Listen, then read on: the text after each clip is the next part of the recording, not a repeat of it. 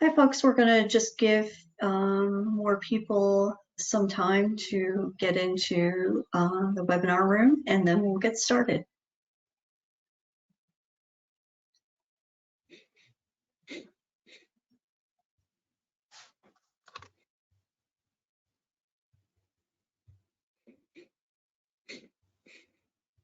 All right, I think we'll get started now.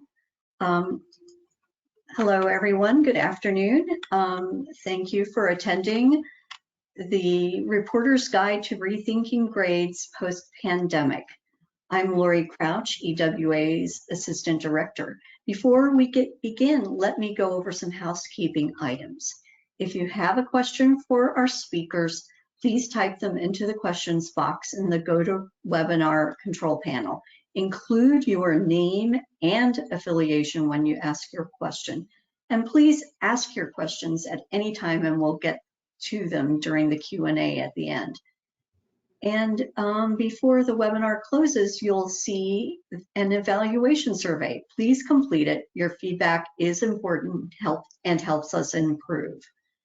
I'm happy today to introduce today's moderator, Kristen Taketa, education reporter for the San Diego Union-Tribune, to get started on this conversation. Take it away, Kristen. Okay, great. Thank you. Yeah, so I'll go ahead and introduce our speakers. Our first speaker is Thomas Guskey. He's a professor emeritus in education at the University of Kentucky. He began his career as a middle school teacher and administrator in Chicago public schools. Then he became the director of the Center for the Improvement of Teaching and Learning, which is a national research center. He has also written or edited 25 books and more than 250 book chapters, articles, and papers on education, and specifically about grading, assessment, and evaluation.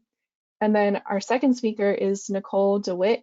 She is an instructional support officer at San Diego Unified School District here in California, and she has helped lead the district's recent changes in their grading practices. And she has worked in education for 20 years as a teacher, principal, and district administrator, and has focused on improving school climate and social emotional interventions for students. And so, yeah, I'll just let you go ahead and take it away, Tom. Okay, thanks, Kristen. Can we shift? There we are. I'm going to share with you a series of, can you try that one more time? I'm going to share a series of slides, and we're just trying to arrange to put that up now. I think the slide is up, so I think you're good. Or okay. We see it. You can see the slide. Wow, I don't know how to even advance them though, because I don't see anything on my screen. Let's see if I screen, boom. Okay, let's go to,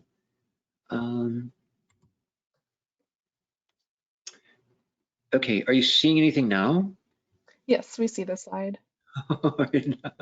I'm not. I don't know where we are. Let's see, screen is paused. Let's say to do the screen. Can I get it to come up?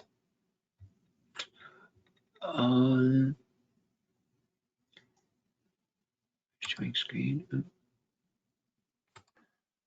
Hi, Tom. This is Voice of God, EWA Tech Support here. Hi. On below your show button, do you see the drop-down menu?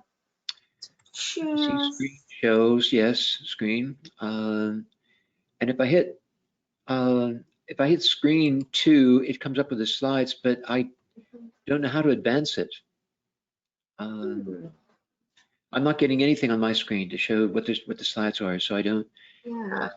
I don't know, have an advanced key or anything like that. If I. One thing. What are you seeing now?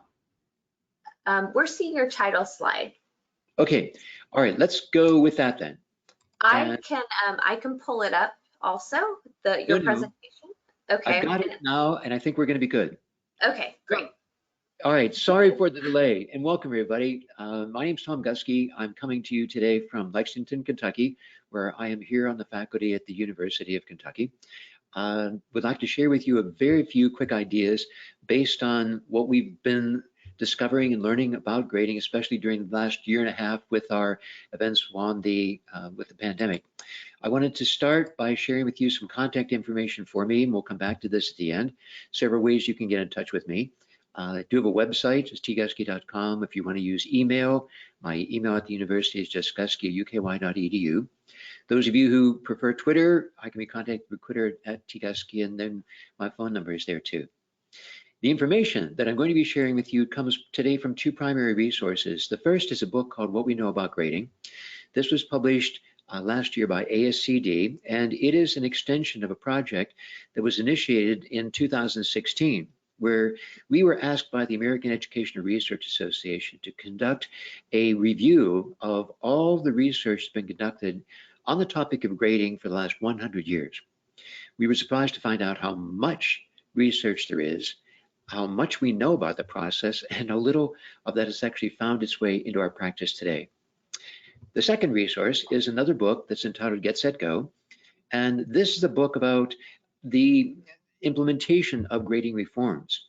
A major portion of this book was based on an analysis of school districts that attempted grading reform and failed miserably in their efforts. So in trying to understand what they did, what problems they encountered, how that could be anticipated and inverted was the premise of this book. So in the short time I have available, 3 really quick steps to improving grading reporting. The things I'd like to share with you are, number 1, reaching consensus on our purpose for grading.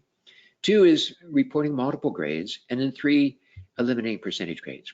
So let me move to those very quickly. The first is we need to agree in any grading reform on why and how we're going about the process. One of the questions I'm always asking when I work with any faculty on the topic of grading are these 2. Why do we do it in the first place? Why do we assign grades or use report cards? And second, what evidence do we use to determine those grades? Now, fortunately, researchers have asked educators exactly those questions. When they ask the question about purpose, they find that the responses of most educators generally fall into one of these 6 broad categories. We use it to communicate with parents and families, to provide students with information, especially for self-evaluation. We use it for grouping or identifying students for various educational programs. You have to have decent grades just to be promoted from one grade level to the next. They do provide incentives. Sometimes people argue about that, but the first thing the students ask when a teacher announces it's going to be a quiz or assessment is, does it count? We look at grades when we evaluate the effectiveness of various educational programs, and of course then to document students' appropriate effort or responsibility. Similarly, teachers differ drastically in terms of the source of evidence they use when determining grades. This is the list of researchers have identified that teachers use. And you can see that these would vary in their appropriateness depending upon grade level and to some extent the subject area or academic discipline. The problem is that even on the faculty of a single school, we don't agree on these things. And so when we do surveys where we ask parents or students about their greatest concerns about the fairness of grading, the issue that is raised most often is the inconsistency in grading practices among teachers in the same school. One of the first things we need to do to improve grading is to enhance that consistency, and that means coming to a common and shared purpose. Second, we really need to be reporting multiple grades. And this is based again on our research that shows when teachers grade according to specific types of criteria, there are 3 different types of criteria they employ. And we have divided those into what we call product, process, and progress criteria. Product criteria are common demonstrations of learning. You don't worry so much about how they got there, you worry about what they've learned and what they're able to do. Process are typically elements or behaviors that enhance the learning process. They don't reflect learning per se, but really enhance learning in a classroom situation. So homework, for example, would be a process variable. Class participation would fall in this category as well. And finally, we have progress. With progress, you don't worry about where they are, but how far they've come, sometimes referred to as improvement grading or value-added grading. Now, We know that all three of these are important, but all three are distinct. We run into problems when we combine these into a single grade. Research referred to it as a hodgepodge grade. It's impossible to interpret. That when you combine these elements, the highly responsible low achiever gets the same grade as the irresponsible high achiever. It miscommunicates about both. So we know that these process elements contain three different sort of categories. They're learning enablers, social emotional learning, and then compliance. Here's a more extensive list of the three. And you can see that all of these things could contribute to kids' success in school and in life. We do not at this time have evidence to indicate among these what is most important. We are beginning to study that now. There's a center been established at the University of Chicago that's looking into non-academic aspects of student learning that contributes to their success in school and life.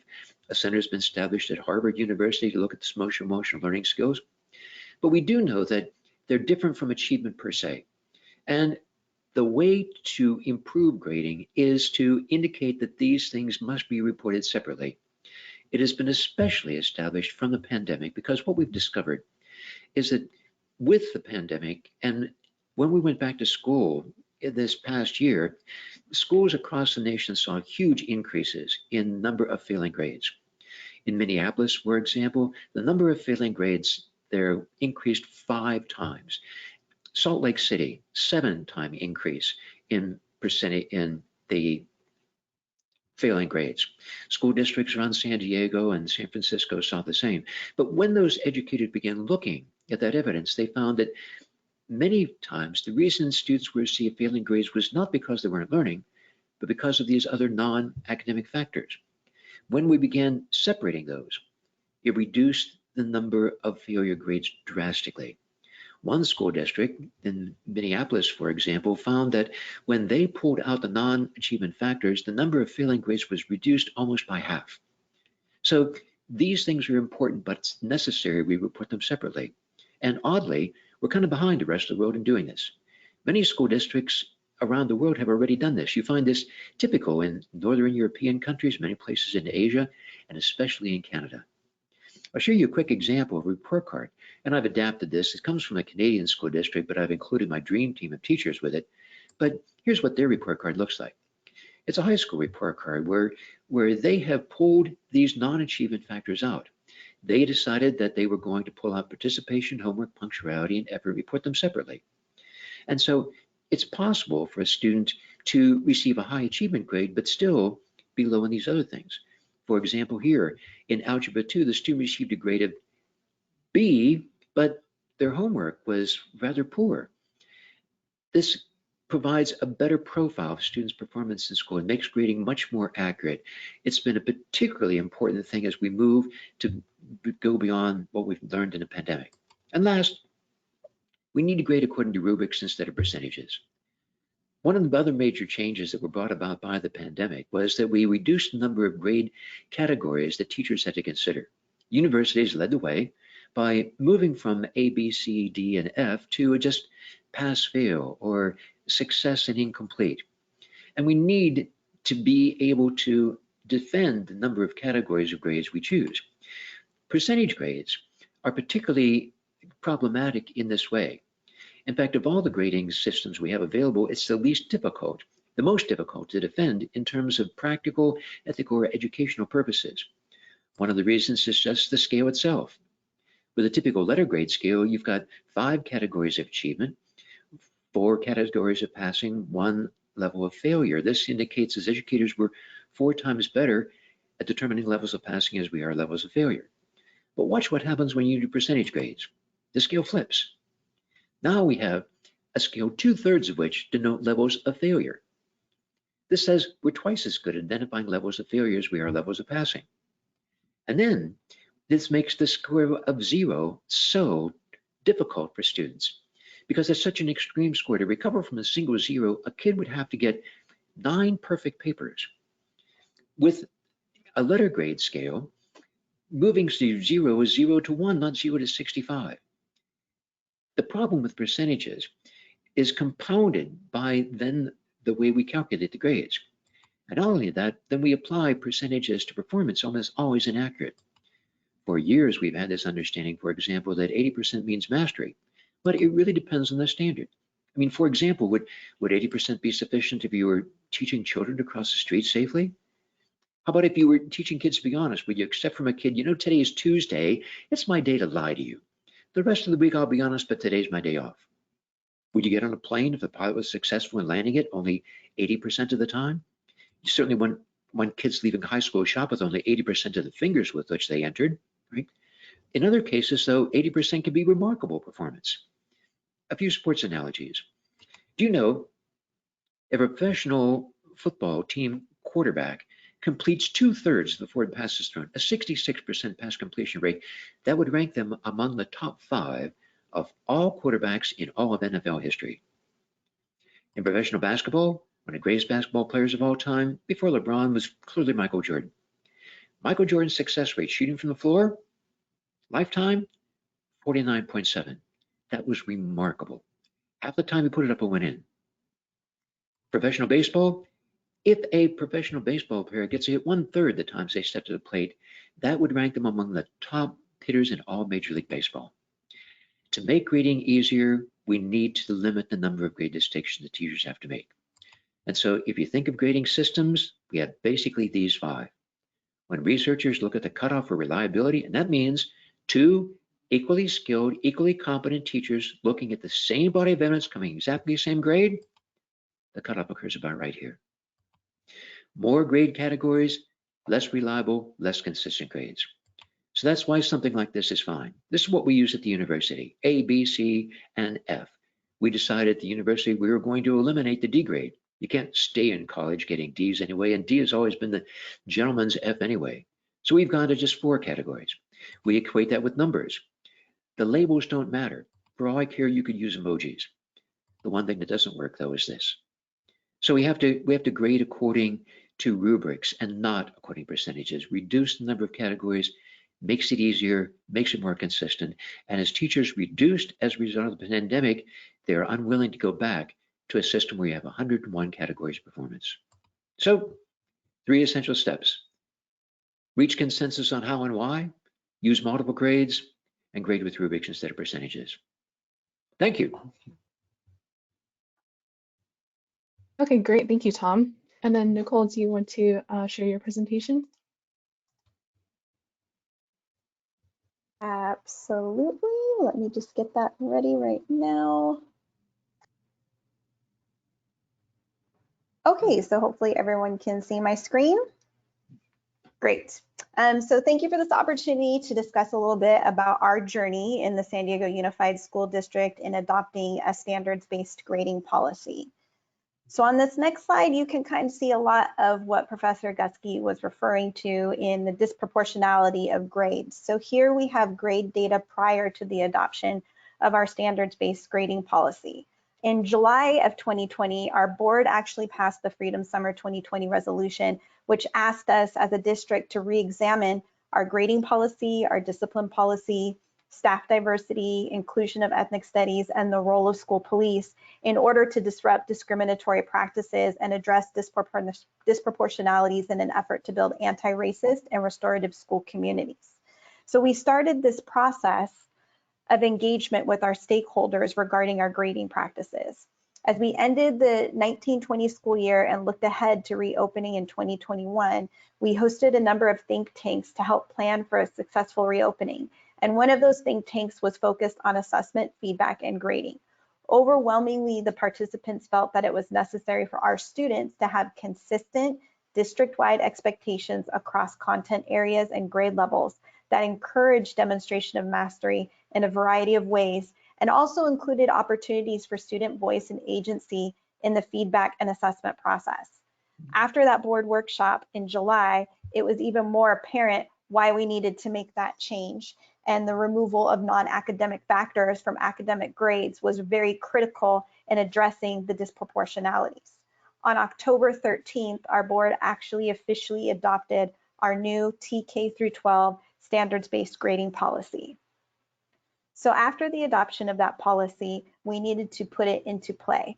Unfortunately, the policy was adopted after the school year began, so we had to be very strategic on when we were going to put some of these critical pieces of the policy in our secondary schools. Our elementary schools have actually been using a standards-based grading system for over a decade, but our secondary schools have been using more of a traditional points-based grading system. Since the policy was passed in October, we asked our secondary schools to implement 2 main shifts in the policy during Q2. The first shift was providing opportunities for revision and reassessment.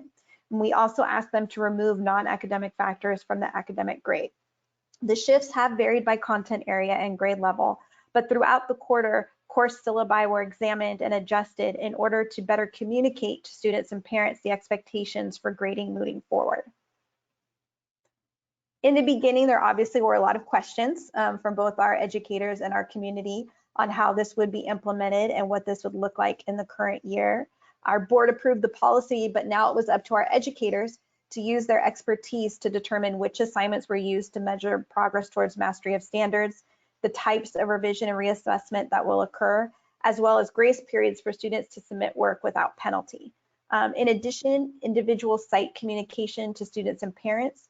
The district also published more detailed information on our district website to better explain how the policy would be implemented over the next 2 years.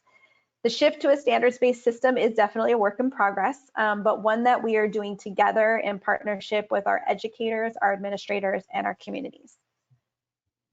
So on this last slide, you can see the big shifts that we're making in our definition and that approach to a standards-based system. So we are aligning our letter grades to a point value system. You can see the letter grades on the left-hand side and then numerical on the right-hand side. And then for our citizenship, we are completely removing those non-academic factors from the academic grade and shifting that over to our citizenship grades. And you can see what our citizenship grade definitions are there. And with that, I will thank you for your time and open to answer any questions that anyone may have about our implementation of the policy. Okay, great. Thank you, Nicole. So yeah, now I'll ask a few questions that I have, and then for everyone watching, you're more than welcome to put your own questions in the chat, and then we'll save some time at the end for the audience questions. But yeah, just a few questions to kick us off right now. So can you both tell me a little bit more about how the pandemic affected grading? Like what kinds of problems did COVID reveal about traditional grading practices? And then what did you see districts and schools doing in response to those issues? And then were those effective? Do you think those were effective responses? I guess it's kind of a 2-part question. Mm-hmm. Well, as I mentioned, I think that one of the major changes that the schools made was to reduce the number of grade categories. Many schools, when the pandemic first hit, went to what universities had done. They went to like a 2-tier system where you have either pass, fail, most actually called it success or incomplete, with provisions provided for students to remedy or make up that incomplete. With a system like that, you only have one cutoff. And indeed, certain schools did struggle with how to set that, but many were quite thoughtful about it. There's a school district, for example, with which we worked in Pennsylvania, who were concerned about what cutoff should be set for successful performance in a class. Many universities were setting it at the D level, and others were thinking the C level should be what we use instead. Well, they conducted a survey where they actually asked their faculty and their parents, and they discovered that 97% of the faculty, 94% of the parents said that the cutoff should be at the C level. And so the teachers just went through their grading criteria and established clearly what they would expect for a grade of C. Anything at that level or above was considered success, and that level below was considered incomplete, with opportunities then provided for students to remedy that incomplete and be able to gain a successful grade.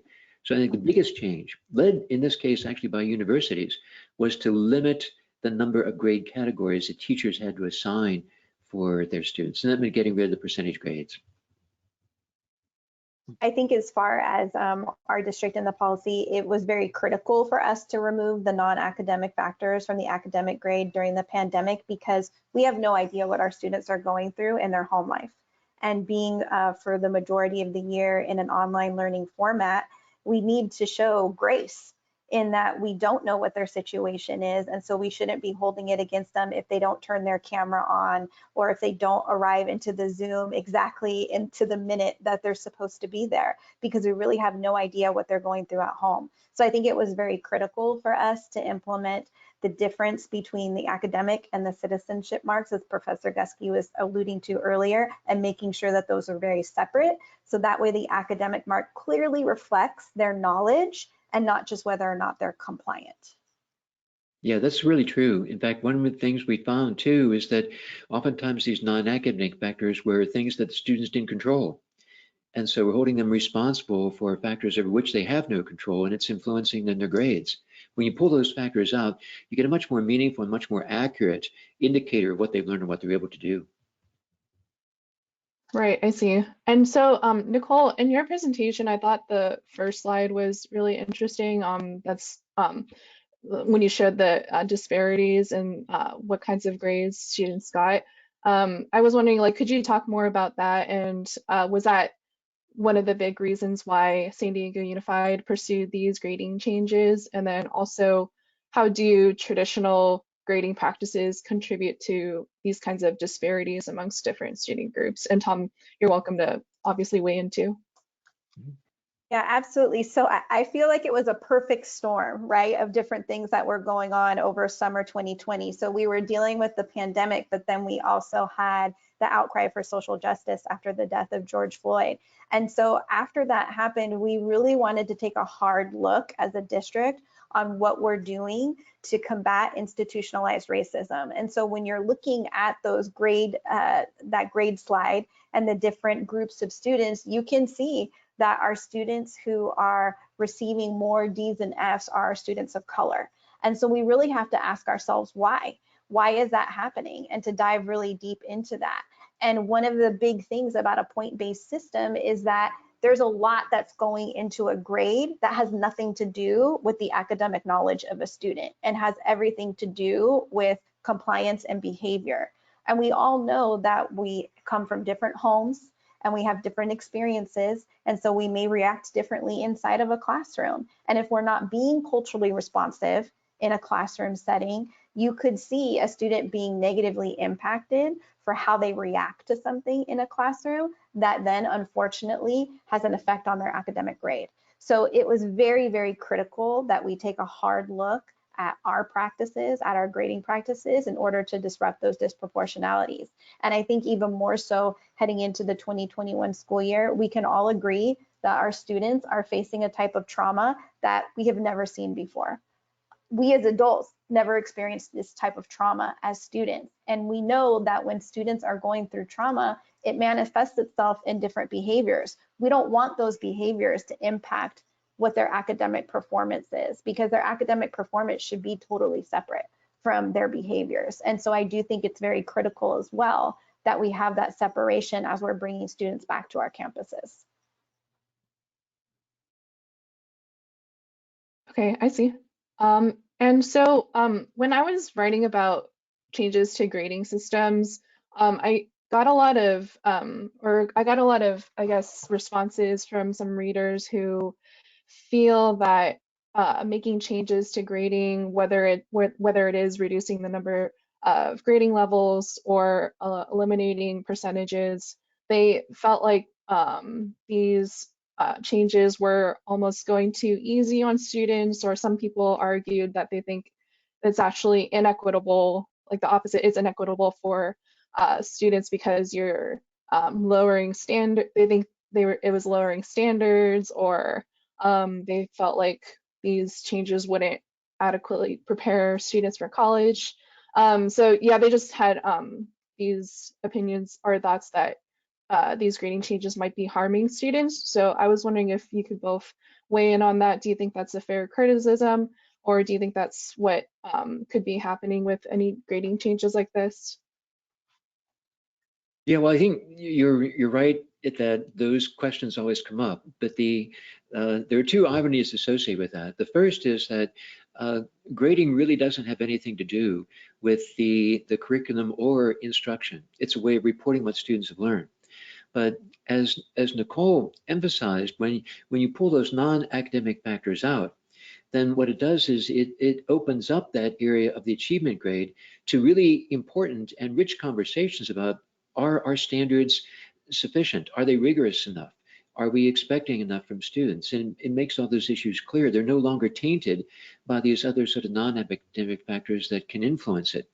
So when you open that up to those conversations, then it becomes a much healthier environment, a much more transparent environment to look at those issues.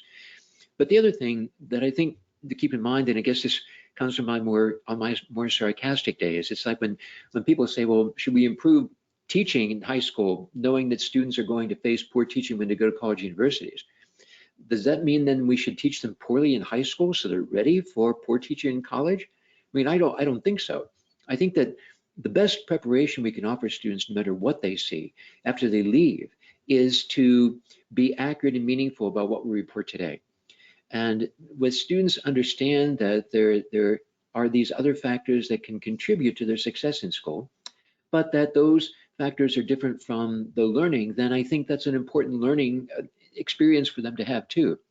So that when you recognize that when you get to school, just going to class and showing up on time and isn't going to be enough to allow you to succeed. You have to be able to learn and to demonstrate your learning in powerful and meaningful ways.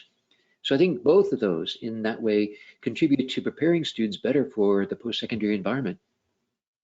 And I would add on to that, and I received many emails and a lot of feedback after our policy was approved by the board. And I think the one I found the most interesting came from a student who was a very, in AP honors coursework.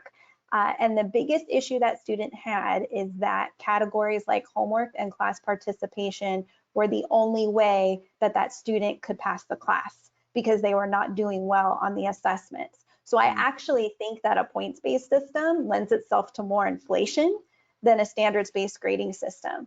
Because when you're giving students just points for turning in homework, points for turning in assignments during class, and you give those categories a lot more weight than the categories that are assessing the mastery of standards, how is that preparing students for post-secondary? It's not. So I think that's really critical for people to understand, is that we're not watering down the standards, we're actually holding students to mastering the standards.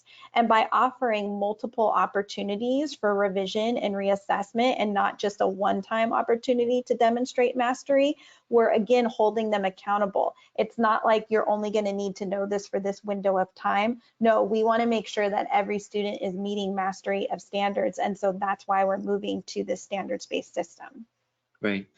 Well, and the other aspect to it is that I think is so powerful is that a typical policy among teachers is to include like the punctuality in turning in assignments with the grade you get.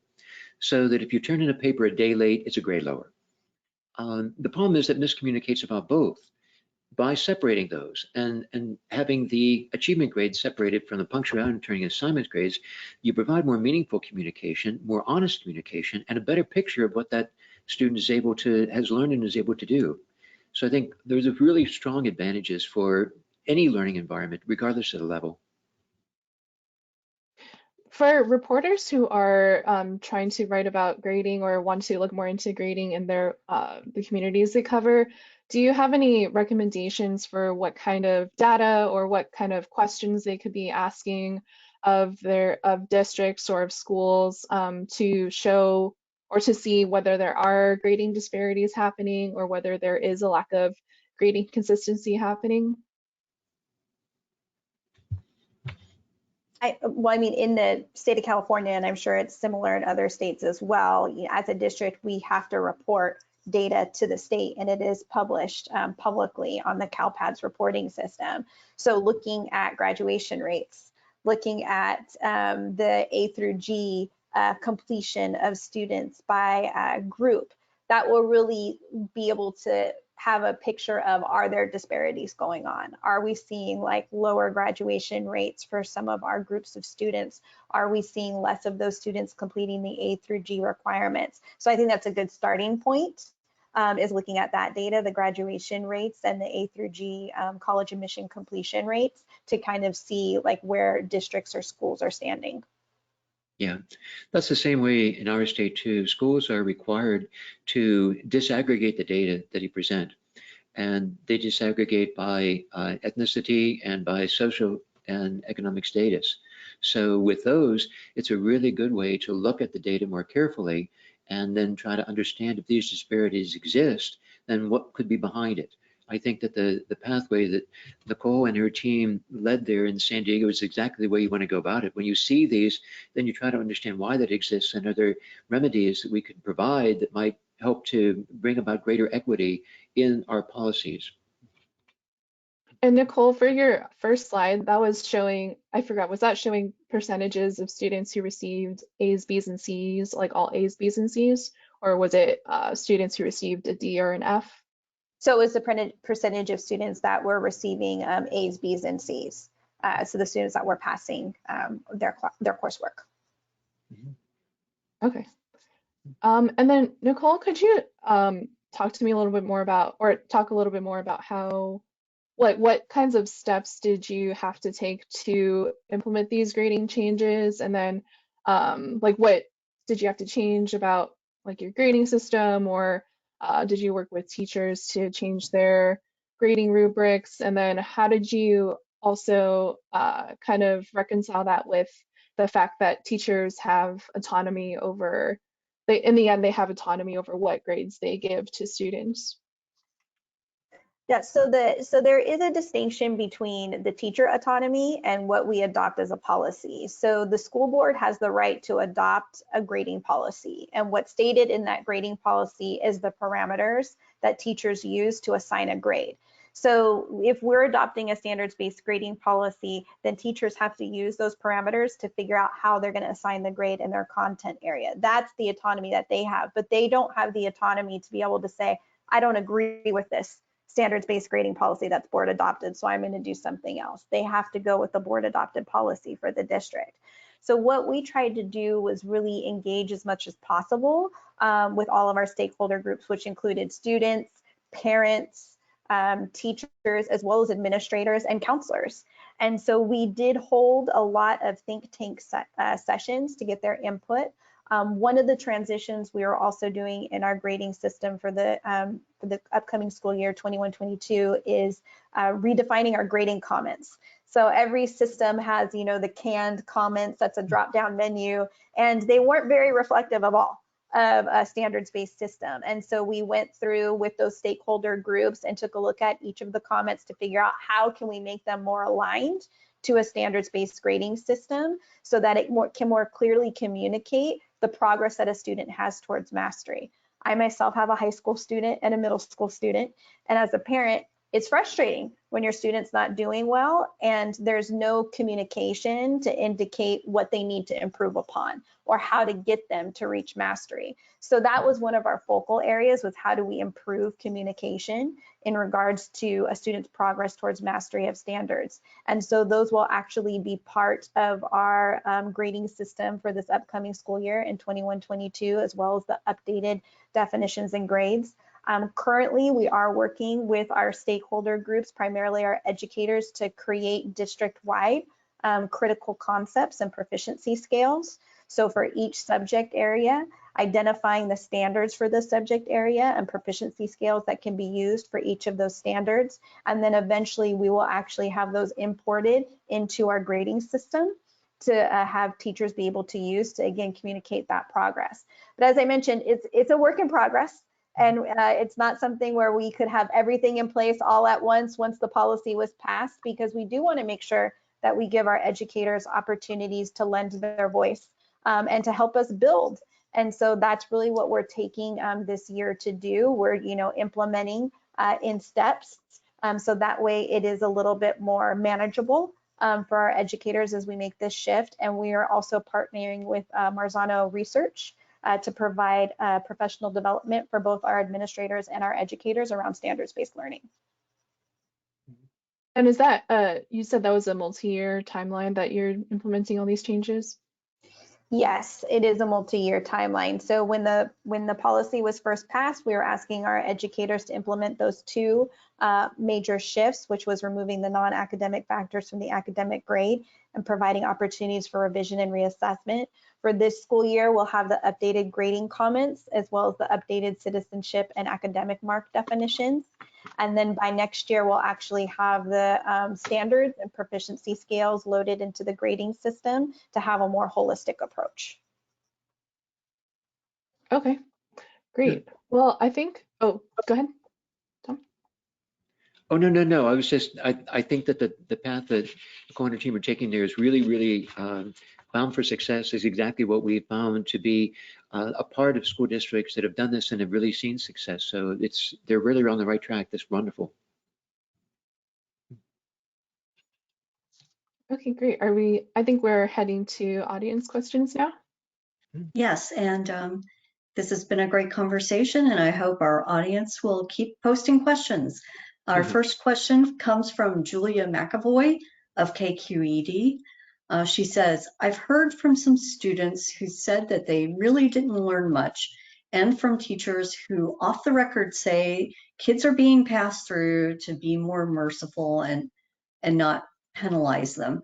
Is there any way of understanding if the pandemic grading is actually allowing for us to push kids through to graduate without, in fact, the academic knowledge they need? For example, several rising ninth graders said it was a lost year of 8th grade, and they fear they are not prepared.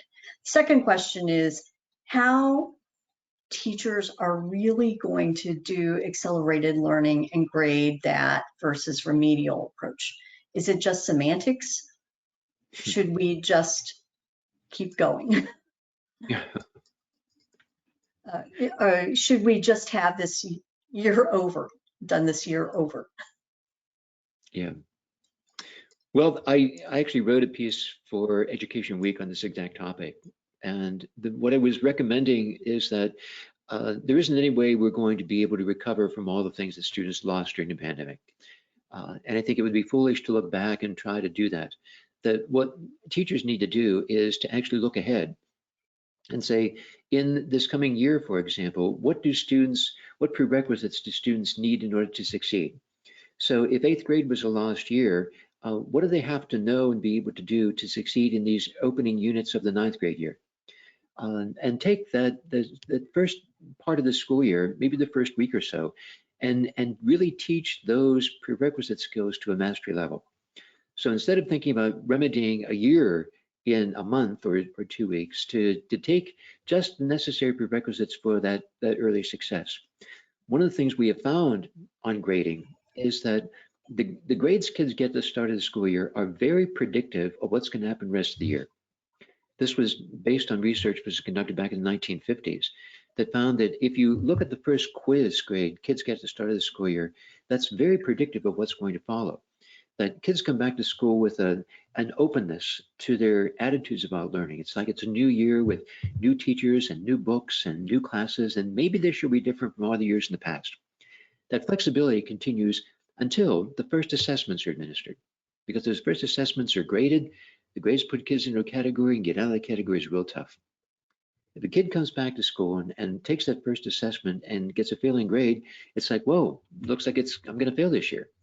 But if they come back and have a successful learning experience in the very first unit, that too is their expectation of all that will follow, and enhances their motivation to do whatever is necessary to continue to be successful.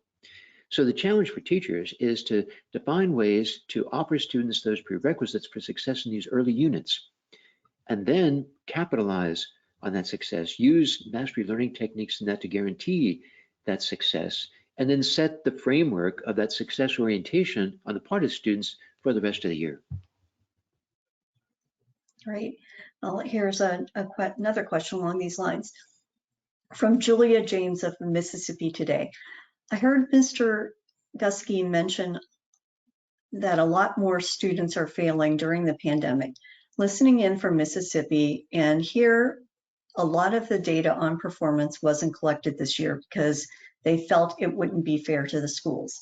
But anecdotally, I've heard that grades have actually been higher during the pandemic because of adjustments that were made moving forward. Should the grace that we've offered the students during the pandemic become the standard? So I think one of the things that we saw just in looking at the grade data in San Diego is that we were seeing a similar amount of D and F grades being awarded, but to a fewer amount of students. So that means that less students are failing, but the students who are failing the majority of their classes. And so I think it's really important to note that, because it means that students in the pandemic that were thriving in all of their coursework. And those that weren't thriving were really not thriving in the majority of their coursework. And so, as Professor Guskey was saying, it doesn't work to just repeat a school year. I think all of us that have been in education and have seen how remedial courses go, or putting students into support courses, or trying to cohort them together, it really has a negative stigma to it, where we don't see a whole lot of success in having students do remedial coursework. I think it goes back to making sure that you're teaching those priority standards, identifying what those priority standards are that students need to know in order to be successful, and also providing what is called just-in-time support. If you're seeing that a student needs a bit of reteaching, offering that differentiation of instruction and giving them some additional practice in the moment in order to get their skills set up so that they can move forward and not keep slipping backwards. Great. Tom, you want to add anything? No, yeah, I in the school districts with which I've worked, we haven't seen that experience, that actually grades have gone up as a result of the pandemic. But I do recognize the challenge that maybe recognizing all the hardships that students faced, we tended to lower the standards or not expect as much. And I think that creates a hardship, that we want to be able to maintain those standards, but think about what supports we can offer to encourage students to meet those standards at the level that we've set. Not to lower expectations, but to maintain the expectations, but increase the support and the mechanisms we have for offering students that support. Right. The next question comes from Nancy Walzer, a freelance journalist. Nicole, how do teachers assess citizenship? Is this a subjective assessment that could also result in disparities due to implicit bias?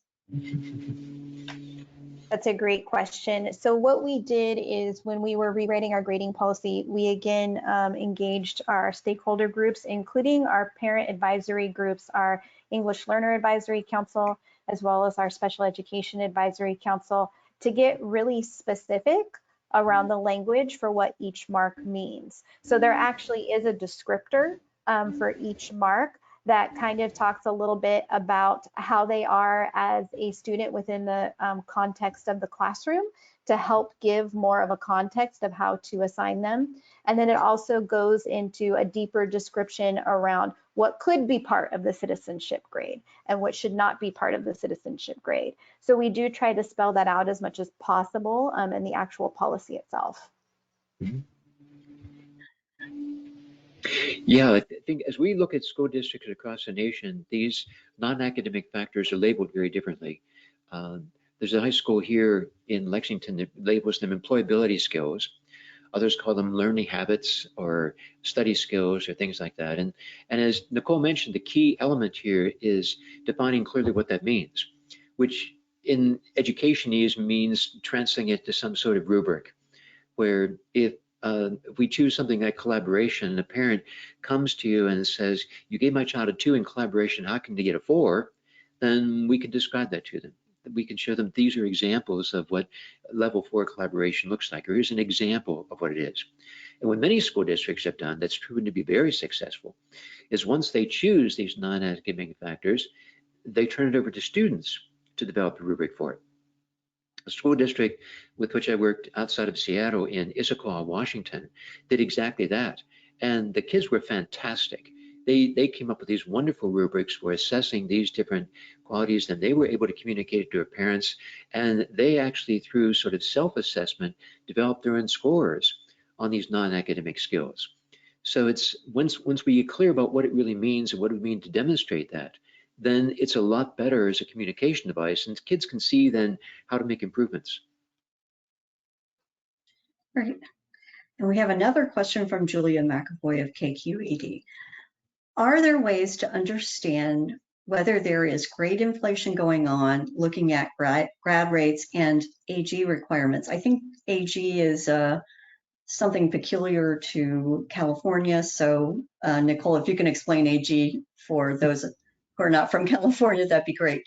Yeah, absolutely. So the 8 through G requirements are the college admissions requirements for our Cal State and UC schools here in the state of California. And Julie also asks, and should we care? So how do we check on grade inflation, and how do we compare that to grad rates and college prep requirements? And so I think in response to grade inflation and looking at graduation rates, if you're seeing a big discrepancy between the different groups, then there needs to be a deeper data dive into that.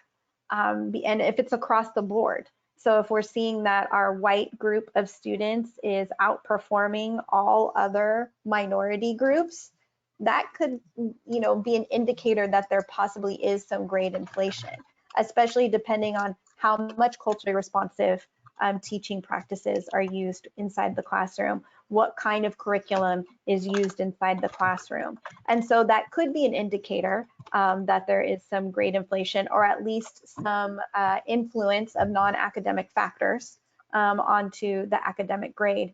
And looking at that, being a Latina and going through the education system myself, I do think we should care. I think we should care a lot, because every student should have the same opportunity to achieve success and mastery of standards, no matter what household they come from or where they live. And so if we're seeing those discrepancies, I think it's on us as educators, just as the community that we're living in, to really ask those tough questions and to start taking a look at that. Because I think we can all agree that sometimes paths are chosen for students not because of how smart they are or how much they can achieve, but because of where they come from and what they look like. And so I do think that's something that we need to have people take a hard look at. Right. Great. Kristen? Oh, go ahead.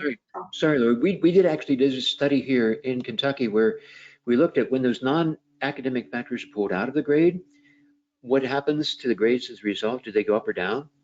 And what we discovered was that at the secondary level, the average grade in a class stayed about the same, although individual students were going up and down.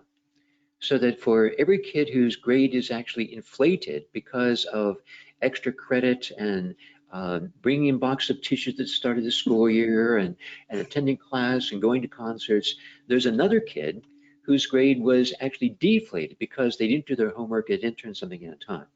So at the secondary level, the average grade in a class stays about the same, although individuals within the class will move up and down. But for every kid that's going up, there's approximately another kid going down. At the elementary level, grades went down. It appeared that elementary teachers were much more prone to bump kids' grades up because they were trying really hard and they were putting forth a lot of effort, and those non-academic factors they were more likely to use to inflate grades, to bump them up. When you pull those out, those academic grades did go down. So it does depend on the level as to whether grades are going up or down, pulling out the non-academic factors. Interesting. Kristen, do you have anything else you'd like to ask before we wrap up? I think I had one more question, and I was wondering, for example, Tom, are there any other common grading practices that reporters or we should look out for in schools? Like I think you had mentioned to me before, like averaging was also another potentially ineffective or less effective practice. I was just wondering if there are any other ones that you think we should look out for. Well, if you look at the grading research, the major factor, the one for which we have the most supporting evidence, is we really have to grade kids according to what they've learned and what they're able to do, not according to their standing among classmates. There's a typical practice that we've really gotten away from in many ways, but have to even more, and that is the notion of grading on the curve. that you grade students according to their standing among classmates. All the research evidence indicates there are profoundly negative aspects of doing that. That it tells you nothing about learning, that everybody could have done miserably, it's just some that are less miserably than others. Makes learning very competitive. Students have to compete against each other for the few scarce high grades the teacher is going to give out. It ruins the notion of collaboration among students, because helping one student be successful is detrimental to your chances for success. And it destroys relationship of teachers to students, because when a teacher starts helping one student, you're not helping the others, you're interfering with the competition. We need to grade according to criteria. Now, everybody sort of is getting to that, and I think we've really gone past that elementary and moving more toward that in the secondary level. However, there is a high school policy that is completely counter to that, and that is the determination of class rank and the naming of a class valedictorian based on a weighted grade point average.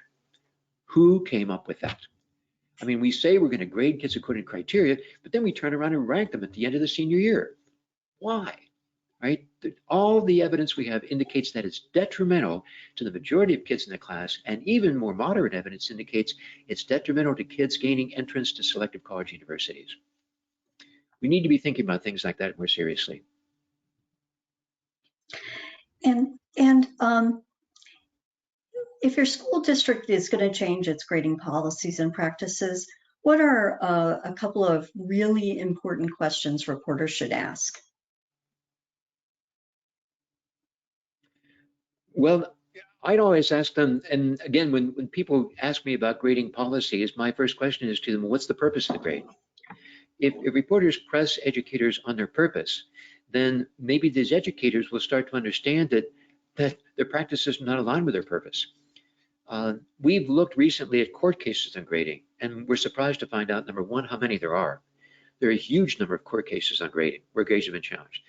Number two, we discovered that as educators, we lose most of those cases. And one of the reasons we lose those cases, and the most common reason, is that we include non-achievement factors in determining a grade that's supposed to represent achievement. So as soon as you get the question out there, if the purpose of the grade is to represent how well kids have learned and are able to do, then why are we including these non-achievement factors in it? You know, all the court cases have said when grades are affected because of behavioral infractions, always the court throws it out.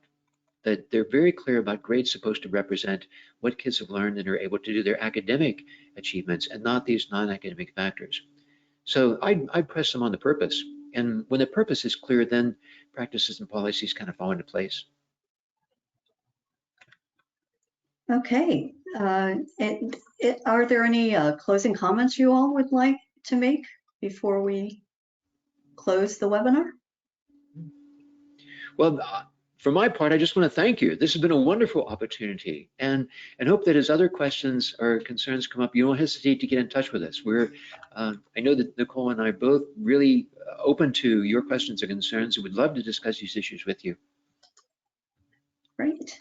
Well, thank you all so much for participating and giving us information on this new and exciting movement. I want to thank Tom and Nicole for participating today, and I want to thank Kristen for moderating, and I want to thank you all for attending the conference. As soon as the webinar closes, you'll see an evaluation survey. Please complete it. Your feedback is important and it helps us improve. And visit our website, ewa.org, to sign up for any other upcoming online and in-person. Yes, we're going to have some in-person seminars. Thanks, and have a great day, everyone. Okay, thanks everybody. Thank you.